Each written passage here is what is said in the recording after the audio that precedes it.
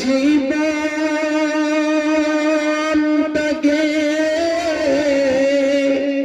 সাগর করে দিয়েছি,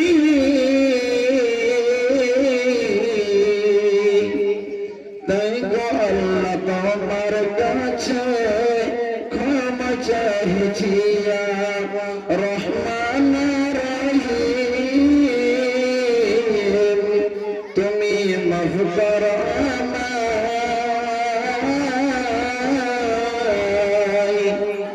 আমি গুনাহগার আছি ভরা, গুনাহ কোন জীবনটাকে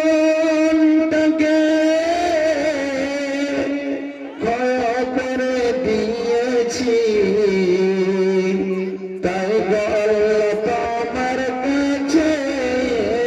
ক্ষমা চাইছি রহমান রহিম।